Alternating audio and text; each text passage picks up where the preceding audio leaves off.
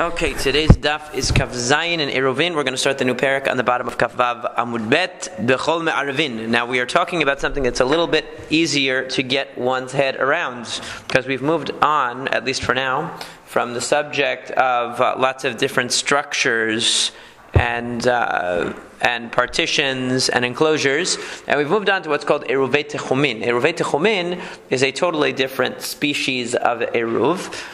Here, instead of dealing with uniting people in a courtyard or in a mavoi or whatever it might be, we are dealing with extending the boundary of a person's travel on Shabbat. We know that a person can only travel up to 2,000 amot out of the city limits on Shabbat. Now, if you live in a place where the residential area is sprawling and unending, you may not have this issue. But eventually you come to a point where the residential area ends and you're in open area. And then you have 2,000 amot past the line of the residential area that you're allowed to travel. Unless you make Eruvei Techumin. Eruvei Techumin allows a person to extend it another 2,000 amot. So let's say, for example, you come to the end of your residential area. You go you walk another 1,999 amot out. You put down some food there and you say, this is where I want my Shevita. This is where I want my Shabbat to be. You go back to your house. Now you have 2,000 amot up to the place where you left the food, and another 2,000 amot past that you're allowed to travel. So that's what Eruvei Techumin is. Eruvei Techumin is that you can extend your travel an additional 2,000 amot. Of course, then you restrict your travel in the opposite direction. Now you can't go in the opposite direction. You can only go in the direction that you place the Eruvei Techumin, which is whatever, let's say to the west or to the east or to the north, to the south, whatever it is.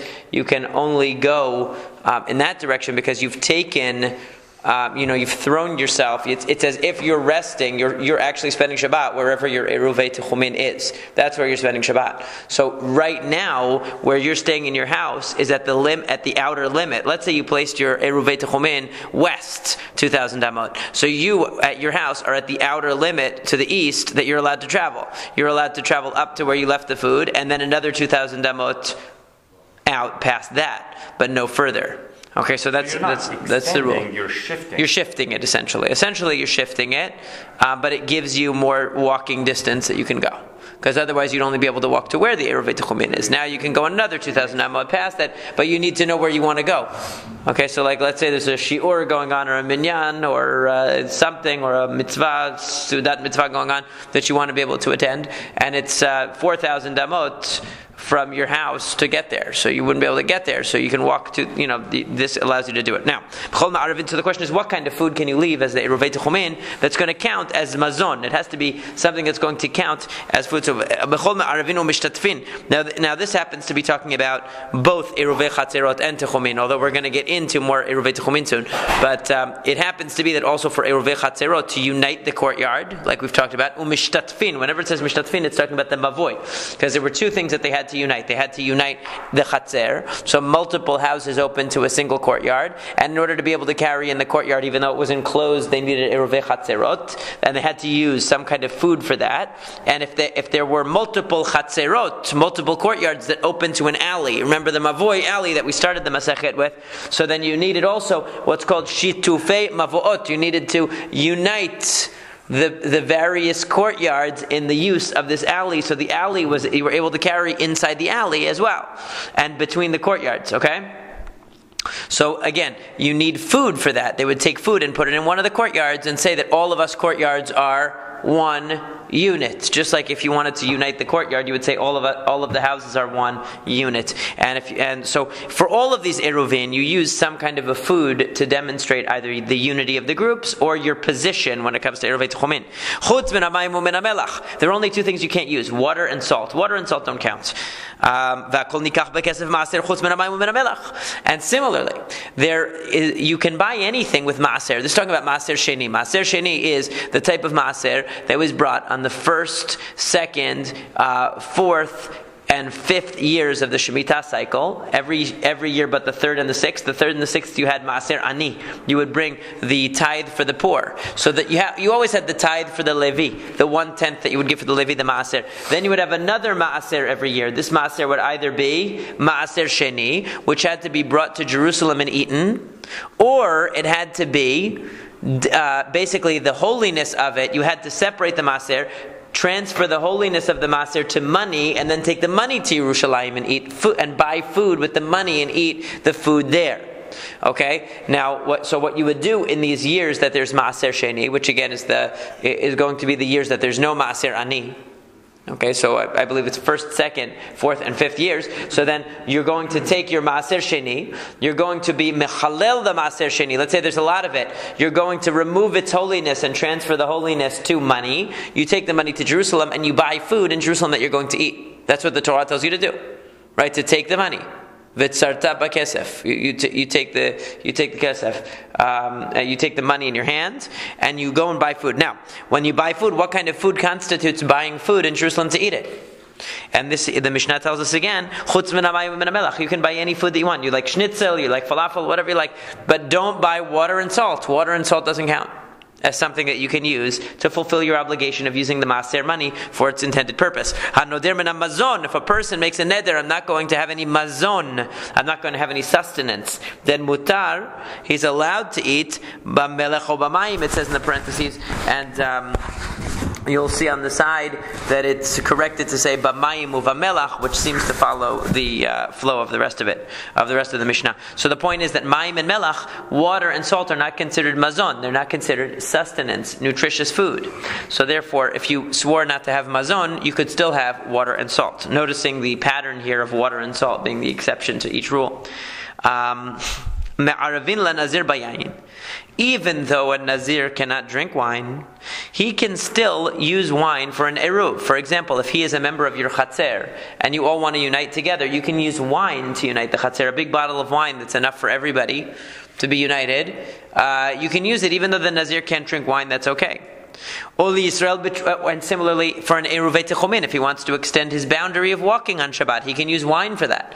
And even though a Yisrael cannot eat teruma, only a Kohen can eat teruma, it doesn't matter. He can use teruma as an eruv.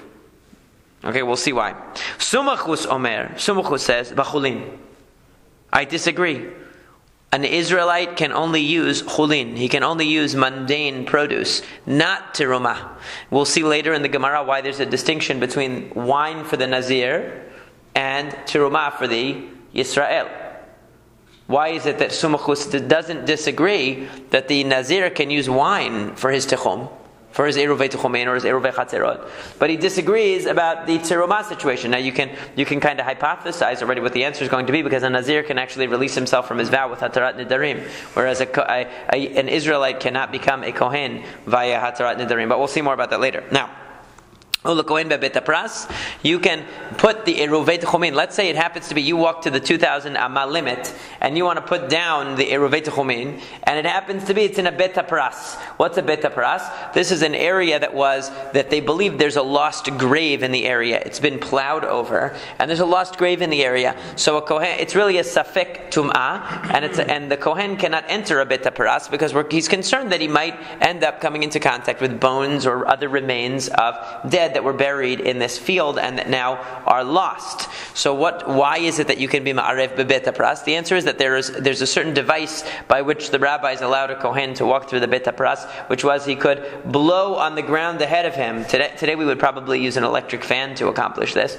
And in other words, or one of those leaf blowers to make sure that he could see the dust in front of him, and to make sure that he's sifting through it carefully and there are no bones or anything else in there. He can't walk through it haphazardly though, but he can blow the dust ahead of him. So since there's a way for him to traverse the Bet HaPras and to get to his Eruvin Daf, that's the rule. He has to be able to get to it. If he can't get to it, it can't count as the Eruvin Daf. We're going to see other examples of where he can't get to it in a second. How close, how far from the grave or the bones does he need to be? Well, he can't touch bones. He can touch it, but like he can't walk over it. He can't walk over a kazayit. Let's say if there's a kazayit of remains, he can't walk over it. If it's a tiny amount of bone, there's no distance issue with bones. It's nigi'ah. He can't touch it. Okay. But he can't be mahil over it. If there's a kazayit, he can't step over it, or so that's why if he blows, then he can see that there's no dust. He's not going to step over it or touch it. That's the problem. Stepping over remains or touching them. Okay, so now Rabbi Yehuda says, "Afilu ben hakvarot." Forget about a bet hapras where there's a doubt whether there's remains. Even in a bet hakvarot, he can go into the cemetery. Now, this would be happenstance because basically it just happens to be that the limit of the tuchum where he has to put the eruvei tuchumin happens to be a bet hakvarot. What's he going to do? So now he puts it in the cemetery. He says ben hakvarot between the kvarot because he could create a partition around himself. So that he's not. So they give the example. He can create a mechitza between himself and the kever, like he could travel in a box. Somebody could carry him in like one of those boxes, one of those little things. Now I understand why Lubavitch Kohanim they carry. To go to the Ohel, to the Rebbe? I never went. I never went, yeah. So you can go in like a little box, so that way you're protected from, you're not going to be considered over the kever, and you're not going to touch it. So so Rabbi Yehuda says, even that he could do, and then he can access his Eruvei Techumin, and he can eat it. So we'll see what the machloket is in more detail later in the Gemara. But for now, the Gemara says, Rabbi Yochanan says, and here's a general principle in Shas, very, very important, Lemedin. En Lemedin min hakalot. We never learn from general principles. Isn't that nice? Mm-hmm. So in other words, don't trust the language of the Mishnah. When it says everything, b'chol me'arvin chutz mi masho, if it says you can't do, that you can use anything except for this, don't assume it's an exhaustive list, even though it sounds like it is, right? If I say everything but this, it sounds like it, but it might not be. So Rabbi Yochanan says, "Vafilo b'makom shnei marbachutz." Even in a case where it says everything but this, still there might be more exceptions that are hidden exceptions. How do we know that? Well, what happened with Rabbi Ishmael? Well, he doesn't. Right, he says b'shlosh. He doesn't say these are the only ones. There are actually other ones. There's a 32 rules of Rabbi Yossi Aglili. There's 32 rules of Rabbi Yossi Aglili. There are other rules too. So you don't go after them. You do, but there could be more. What he's saying is there could be more rules than what's stated. So even I learned this yesterday with regards to like the mitzvot for women. That's exactly what it's going to talk about. Yeah, so hold on. It's going to bring that. Yeah. So now he says,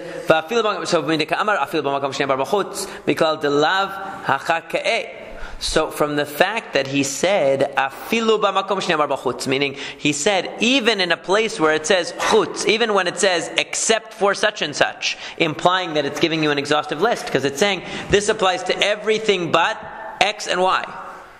So from the fact that he says even in a place where it mentions exceptions, you still can't trust the rule. The implication is he wasn't talking about this Mishnah. Because why would he say even in a place where it says exceptions? Our Mishnah says exceptions. So he just should have said you can't trust a general principle. So why does he mention even in places where there are exceptions? That means he was making his statement in another connection, not in the case of our Mishnah. And he was saying it would even apply in cases like our Mishnah. So what were the cases he had in mind? Right? Because he's not just including our Mishnah, so what cases did he have in mind? So, Hatam Ka'eh, he was talking about over there, that kol mitzvot asher shezman grama anashim chayavin v'nashim piturot, that all mitzvot that are positive time-bound mitzvot, men are obligated and women are exempt, and this is a Mishnah in Kiddushin. Right? However, and all mitzvot that are not time-bound, men and women are equally obligated. So this was the case. Uklalahu, dechol mitzvot aseh shezman grama nashim piturot. Is it really a rule that any mitzvah that is positive and time-bound, women are exempt? Hare matzah simcha v'hakel. I can give you 3 examples. The mitzvot aseh shezman grama hu v'nashim chayavot, where you have positive time-bound mitzvot and women are obligated. What are the 3 examples? Matzah, we know. Right? We just had that. Women are obligated in eating matzah just like men. And simchat Yom Tov. Women are obligated in celebrating on Yom Tov. They're not allowed to not celebrate. And hakel was every 7 years at the close of the Shemitah cycle.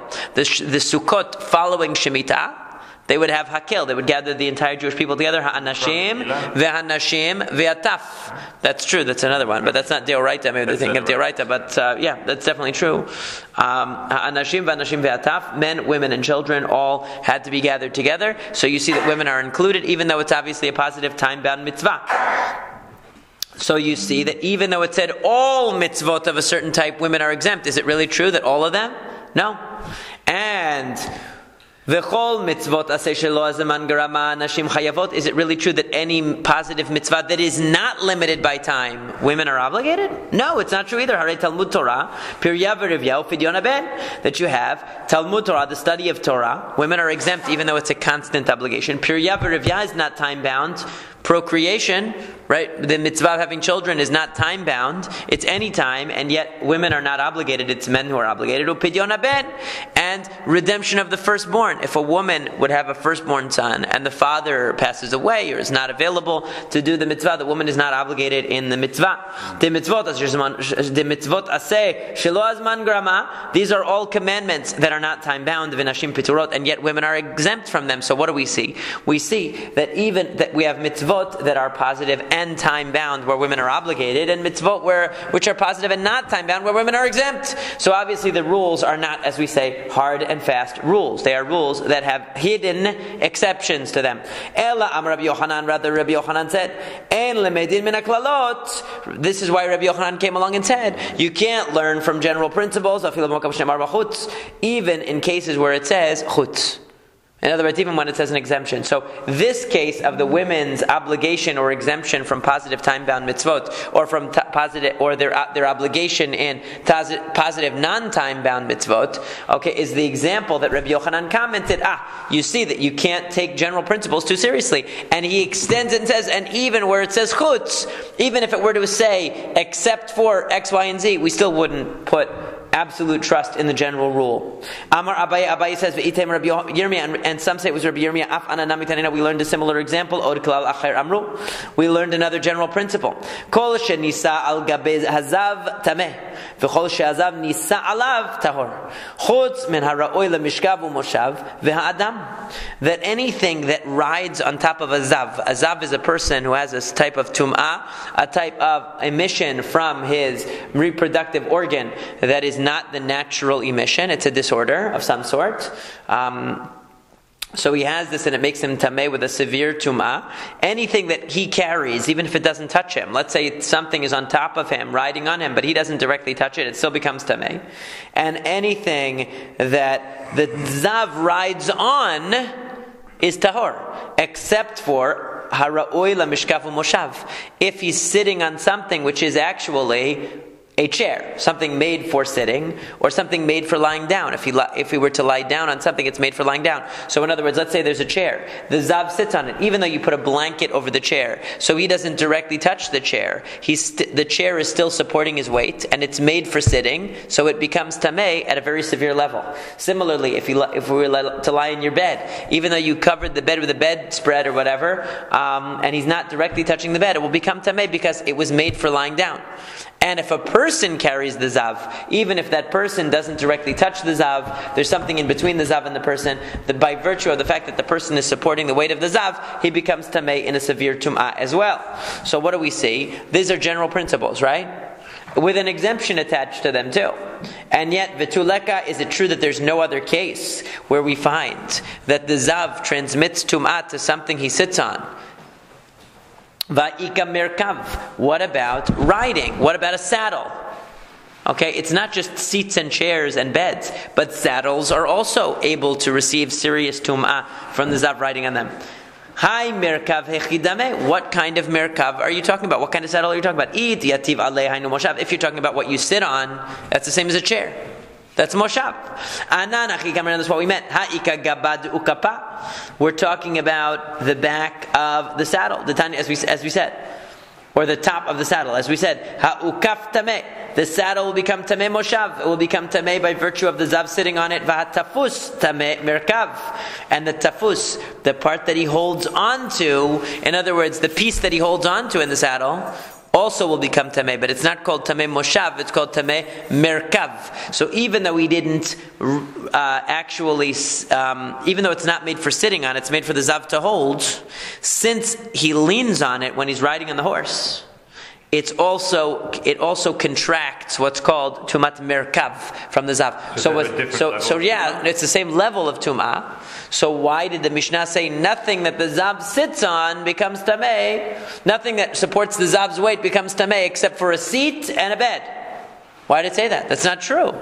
Because there's also the part that he holds of the saddle that he leans on that also becomes tameh, and yet it didn't mention it in the Mishnah. So you see that even when it says chutz mi so and so, even when it says everything except X and Y, there could still be a Z that's not mentioned. It's not necessarily exhaustive, because we see here that there's the case that wasn't included in the original example. Rather, we learn from this. You cannot learn from general principles. What it means is not that you can't learn from the principle, but you can't assume that it's exhaustive. Even when it gives exemptions, there could be more exceptions to the rule than are explicitly stated. Amar Ravina said, Rav Nachman, and some say it was Rav Nachman. Af ana nami tenena, we learned another example in our Mishnah, and that said,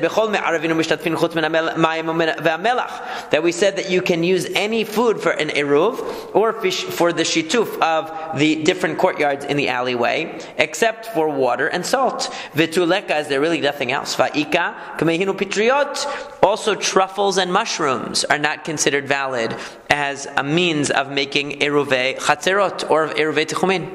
They're not considered valid, and it's not mentioned. Therefore, we see from this that you cannot learn from a general principle, even when it says chutz, even when it says except for such and such, because you see here that the rule of bechol me'arevin, you can use anything for an eruv, you can use anything for shituf. Except for water and salt, there are actually some other hidden exceptions to the rule. Mushrooms also can't be used, but it didn't mention that.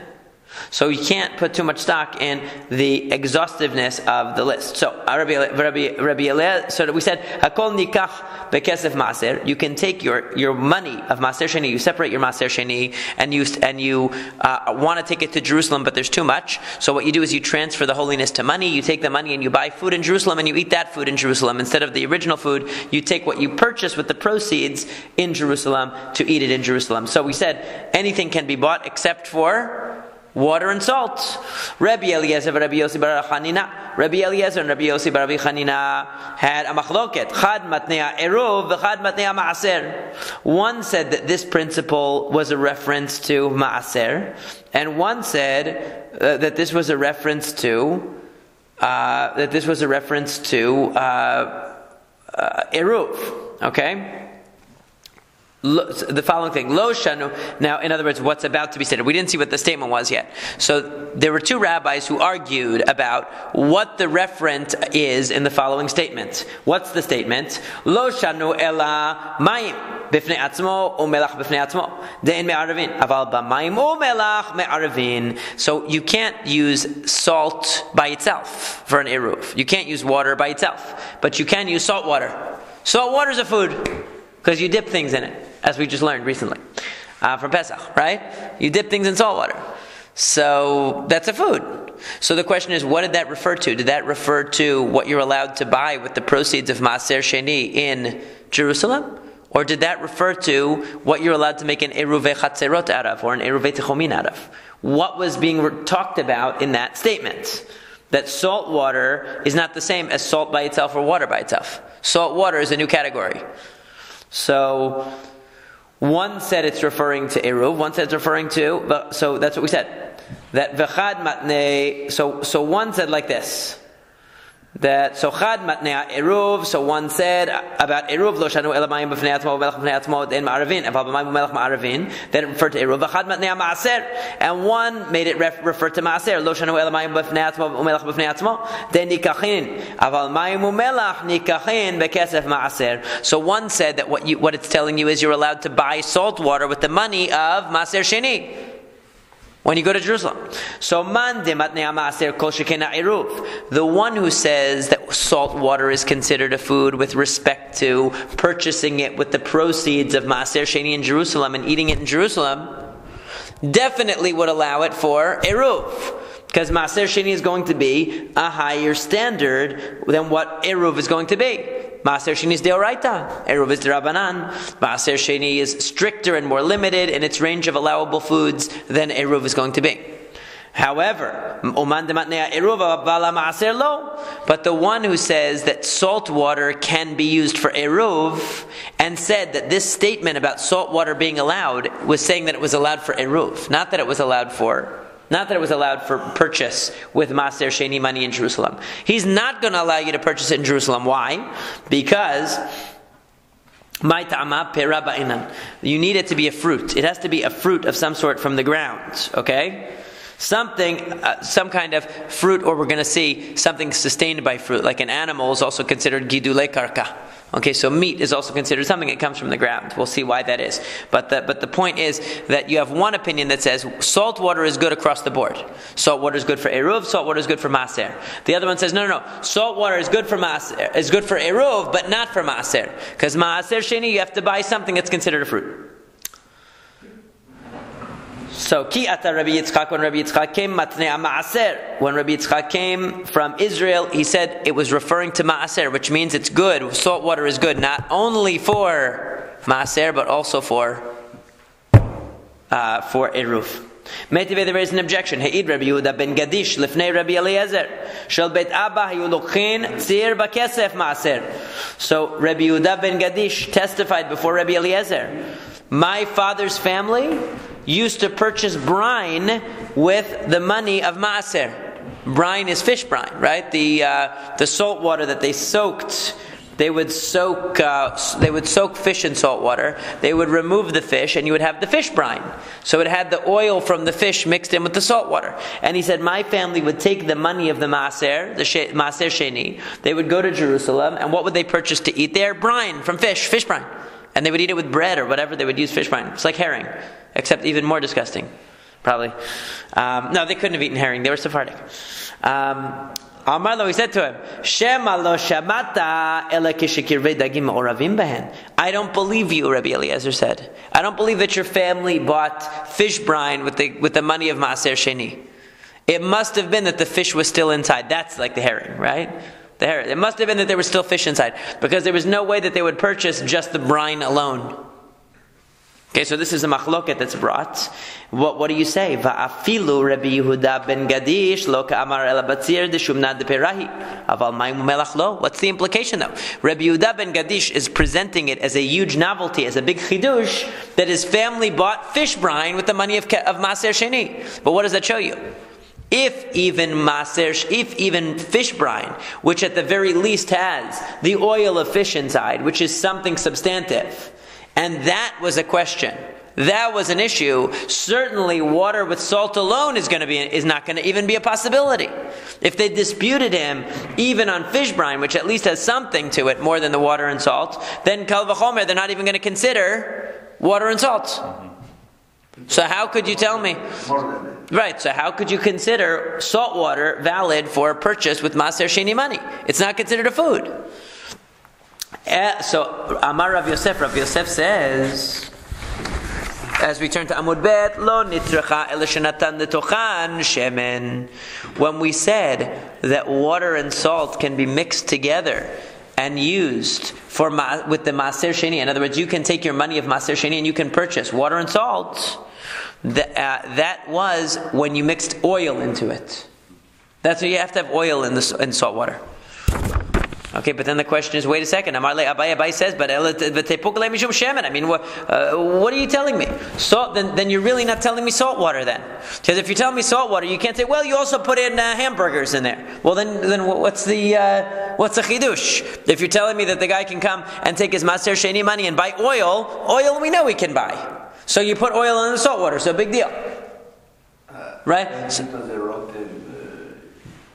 tasty. Yeah, they put it together, but the point is, if you can't tell me, salt water is good for Maaser Sheni. You can take money of Maaser Sheni and purchase salt water. It's considered purchasing a valid food in Jerusalem.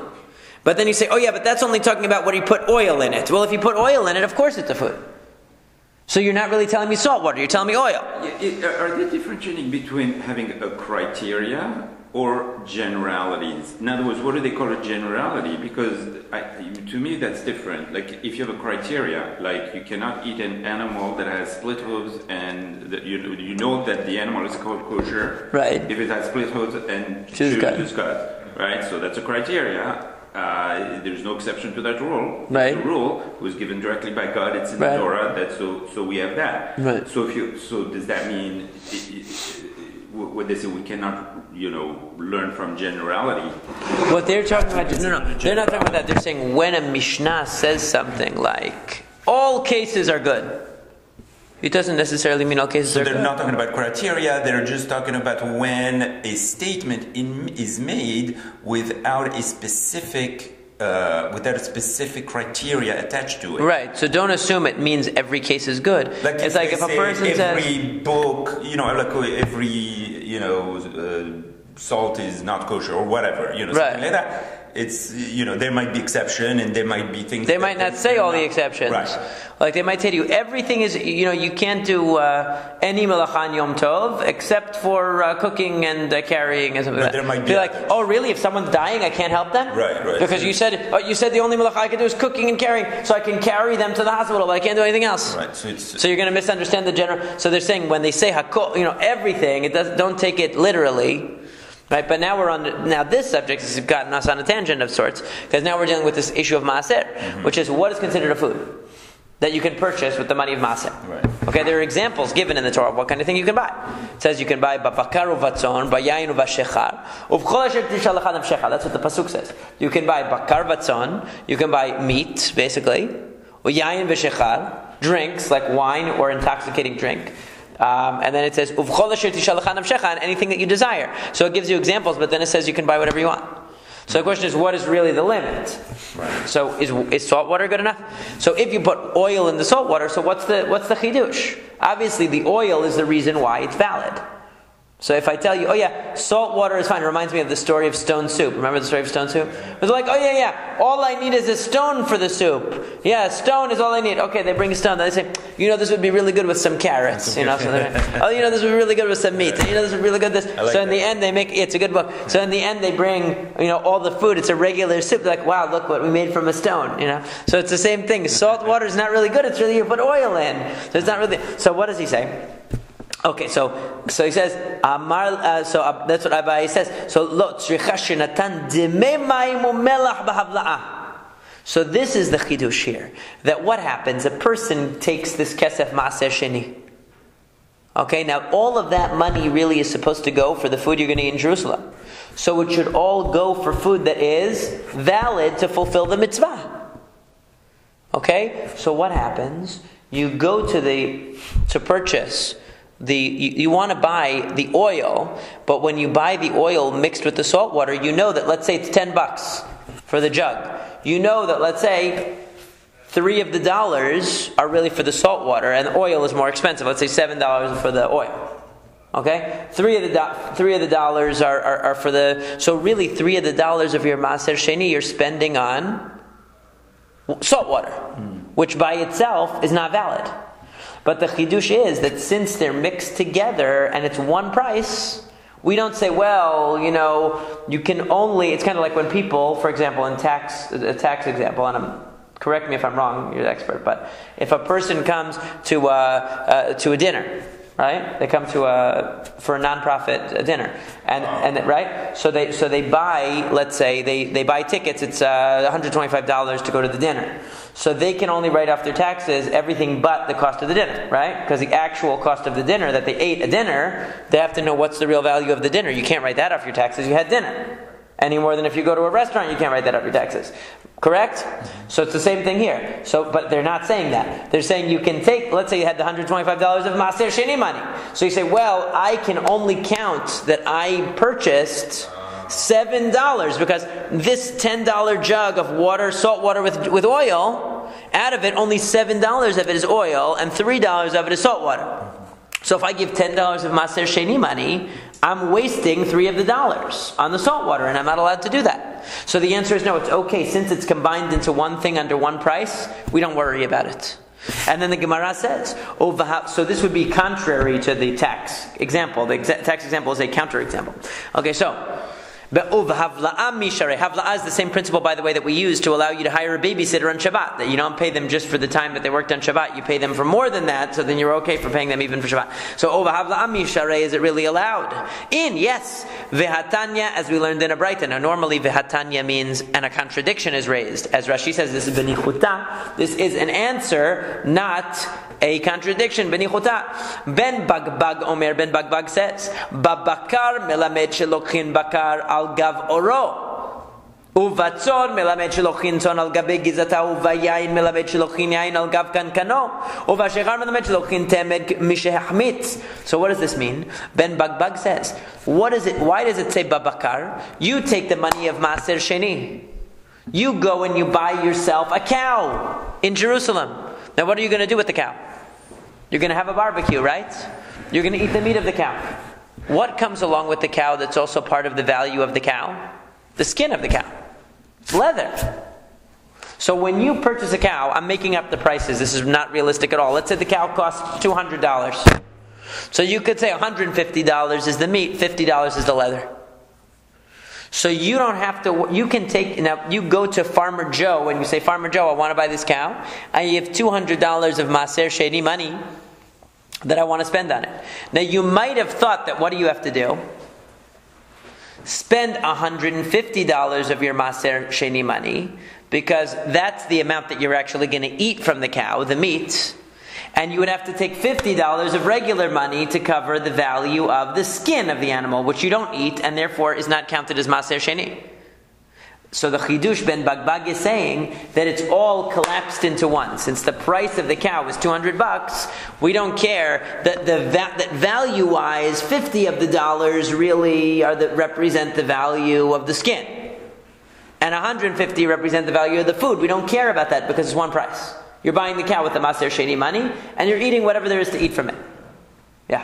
So with a cow, though, you don't have an option of having a cow. You could buy the butchered meat. Oh, you could go to the butcher. So the point is, you could buy the cow fresh. You don't have to go to the butcher. Okay. Right? Or you could split up the money. You could give, but the point is, you could go to the butcher. So, and similarly with tzon, Ben Bagbag says, why does it say uvatzon? Why doesn't it say babasar? He's asking. Why doesn't it say you can eat the basar? It says batzon, sheep. Meaning you can buy the sheep even though part of the value of the sheep is, of course, the wool. And you can buy the wine even though you don't buy wine in your hand. Right? You buy it in a jug. So the container is part of the value. That's factored in. And yet you can still buy it with your Maser Sheni money, and you don't have to deduct that from the Maser Sheni money and pay from your own pocket. And temed is basically, they would take grape seeds and stuff like that, and they would soak it in water, and it was mainly water, but they would use the grape seeds to kind of flavor the water. Okay, you're allowed to do that, even though it's mainly. So Rashi says that after you would. After it would ferment, basically this would ferment and it would become a type of wine. Okay, so you're allowed to, you're allowed to also purchase this, even though a lot of your money is really going to water. And it's not going, again, to wine, but it's going to water because it's mainly water. It's like a diluted, it's like a wine from concentrate. You put like extra water in when you soak these fermented grape seeds or whatever it is. They ferment in there. So it's mainly water, and yet it's not like real wine, which is mainly grape juice that's fermented. This is mainly water that you soaked grape seeds in or whatever, and it became a drink. So even though the money's mainly going for water, it doesn't matter. We don't have to figure out, well, how much exactly is going for the grape juice that exudes from the seeds, and that's the only thing that counts towards Maser Sheni and not the water. So that's the Chidush of Ben Bagbag here. And therefore, what do we see? B'havla ashare, that if you go and you buy salt water mixed with oil, even though a portion of that price that you're paying really is representing salt water, we don't care. We don't have to say that you have to pay for the salt water out of one account, and you can pay with Maser Sheni for... Just like if you're paying from your foundation, you're paying to go to this dinner, right? So you're paying from your charitable foundation for tickets to the dinner. I would assume you cannot pay for that the people who are going to eat the actual food would probably have to pay for their own food, wouldn't they? The charitable foundation shouldn't really be covering the cost of the food. How would that work? It would depend on the case. Okay, so that's complicated, but it's the same idea. It's the same idea of differentiating between funds for one thing and another. So Amar Rabbi Yochanan says, "Man de mitargem li babakar alibad ben bagbag movilna matnei abatre lebe masuta." It's a very interesting statement. He says, anybody who can explain to me why the word babakar is necessary in the verse.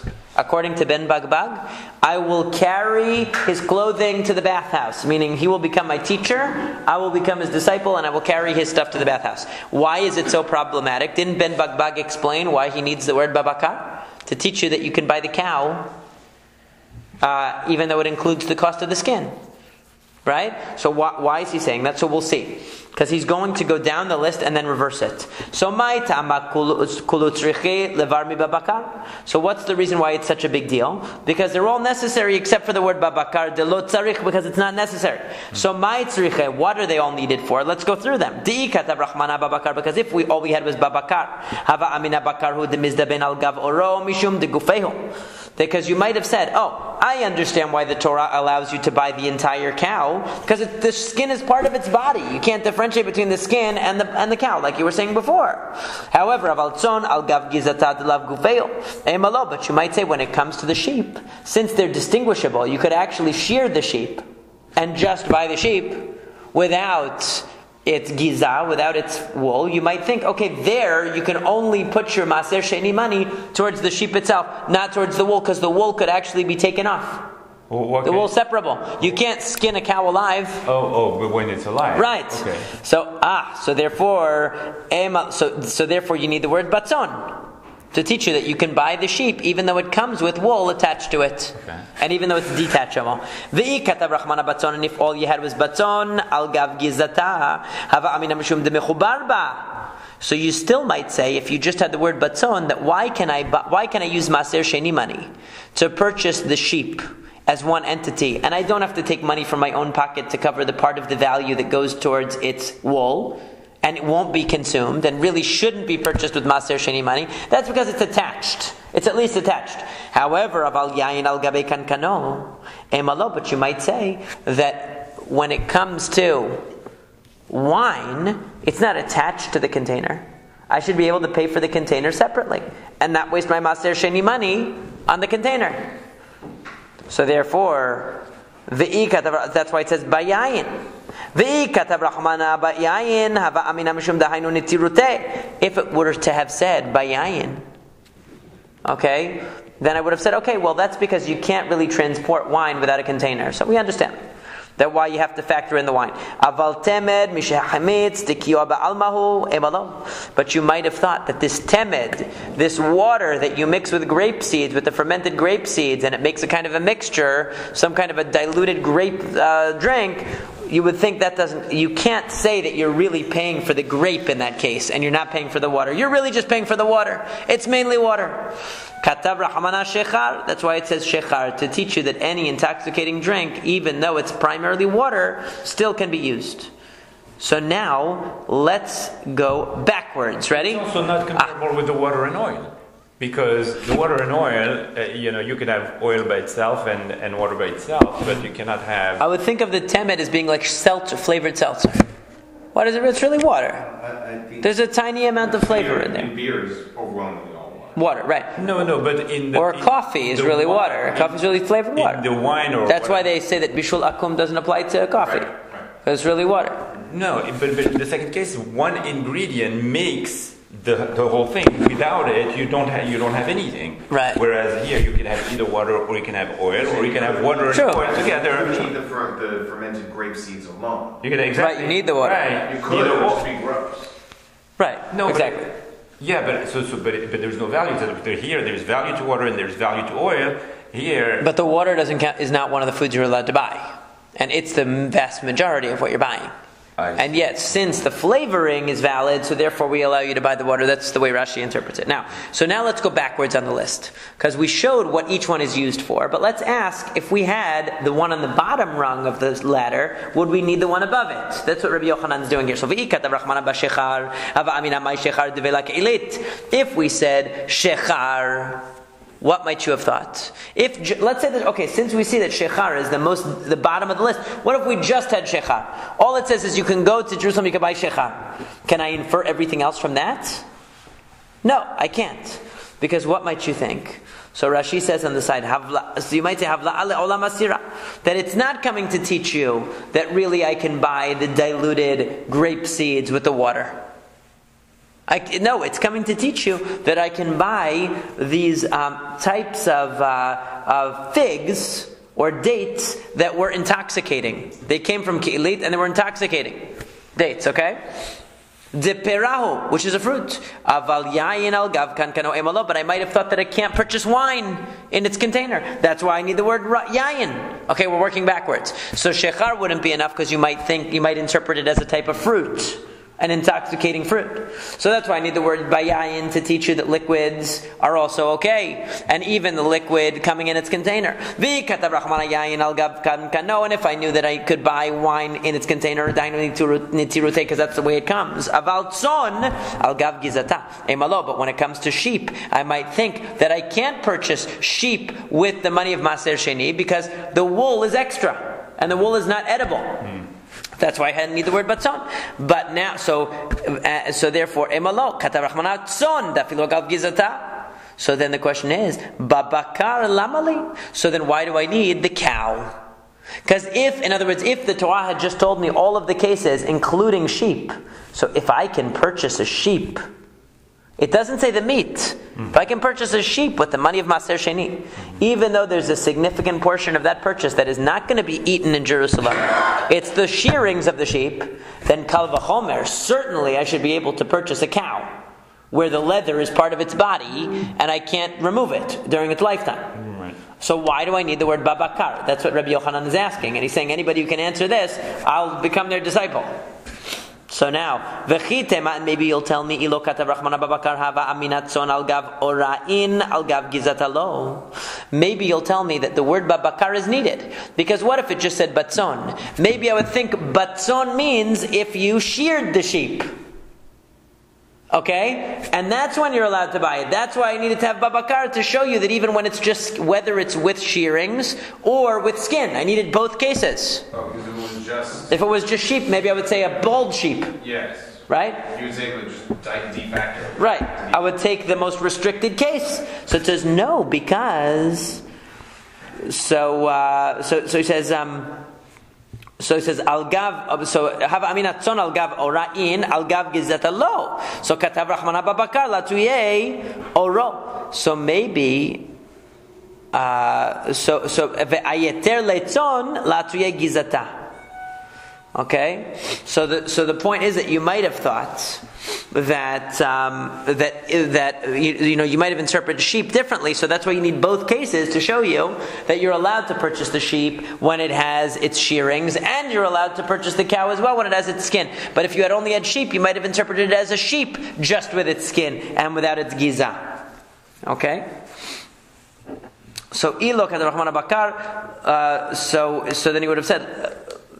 Lo hava aminat son al gav orain al gav gizata lo. It's not true. That's not what I would have thought.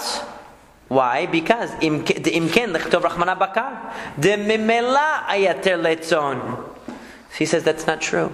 Because remember, we have two choices here. We can either use the example of a cow or we can use the example of a sheep. Now, if you wanted to take the most strict and limited example, which one would you take? You would take the cow, because the cow doesn't have wool that's separable. So why would the Torah... You're telling me the reason why the Torah brings cow is because if it brought sheep, you would have thought that, maybe it means a bald sheep that doesn't have wool, and therefore I wouldn't have been able to infer that you could purchase a sheep that had wool. That's not true, because if the Torah wanted to teach you that you can only purchase an animal with its skin and not with its fur or its wool, then it would have used the example of bakar, of cow, and excluded son. And I would have said, okay, it has to be like a cow, not a sheep, because a sheep has wool. Why would it choose as its example sheep? So therefore that's not logical. So once the Torah teaches you, son, sheep, that is good even with its wool, babakar lamali.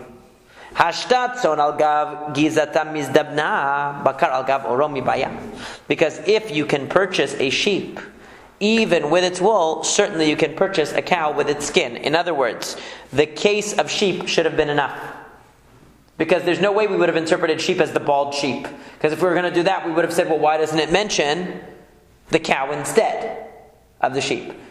But one should be enough. And since it mentions tzon, since it mentions sheep, which we presume to be not the bald sheep, but the sheep that has wool, then certainly it's going to be okay to purchase a cow with the money. So that's why he said, Hainu deka amar Rabbi Yochanan. This is why Rabbi Yochanan said, Man dimitargem li babakar, alibad ben bagbag, movilna mane lebe masuta. I will carry, whoever can explain to me why you need the word babakar, I will carry his vessels, I will carry his shirt to the bathhouse. In other words, I'll become his disciple because I don't understand why you need the word.